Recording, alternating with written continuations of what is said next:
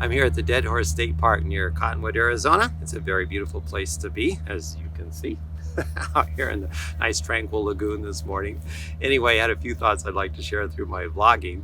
Yesterday, I witnessed quite a dramatic scene back at the RV trailer campground where our trailer is parked right now. Trailer pulled up next to us and parked, and they had two dogs, one of them a pit bull. And they looked all fine, serene and all, until this other couple walked their two dogs around the perimeter of the campground, and this pit bull just headed right toward them and was going to attack them, and it was not a good situation. And somehow the owners of the other two dogs scooped up their dogs and saved it from dire circumstances. But there was a lot of yelling and screaming and threatening and swearing between the dog owners that were walking their dogs and the owner of the pit bull, who was very apologetic and very sorry and couldn't believe it even had happened. At least that's the way he looked. And anyway, as I watched the situation play out, there was no release of tension.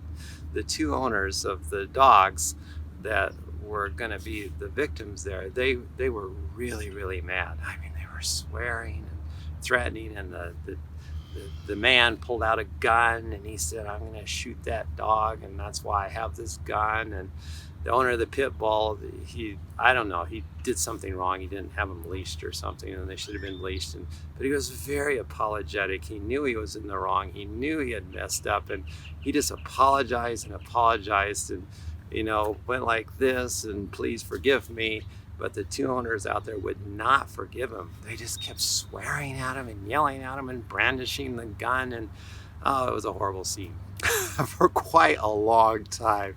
As I watched it, I thought, geez, the owner of the pit bull definitely messed up, and he knew it, and he was admitting it, and he was being very humble as best he could under the circumstances. And the two other people just would not let up. They just kept yelling and yelling at him and threatening him, and on and on and on. And I thought, oh, what the world needs now is more forgiveness. And I've just seen that kind of scene played out on TV and around the world, with people getting mad at each other and nobody giving an inch. People just staying perpetually mad at each other rather than calming down and starting, maybe finding common ground in which they can come together, work things out, and make the world a better place. And as I sat there thinking through these thoughts, how some forgiveness here would be helpful for everybody, I thought, oops, Evan, you're judging them.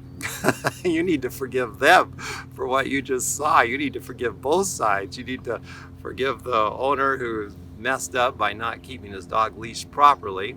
And you need to forgive the two who are yelling and swearing and brandishing their gun, at the owner of the pit bull. You need to forgive them all. Forgiveness starts with me. And so that's what I did. I just sat there and prayed for a more peaceful perspective, to love all three individuals involved there and all the dogs, and knew that we live in a universe of one mind of love, which gives us all common ground on which to work together and make it a better place. Sometimes we make mistakes. He made a mistake. But we all make mistakes once in a while. And if there was no forgiveness, what kind of world would we be in? It would not be a pleasant place to be. We need forgiveness. We need the ability to forgive and give people an opportunity to reform and do better and get it right. Forgive us our debts as we forgive our debtors.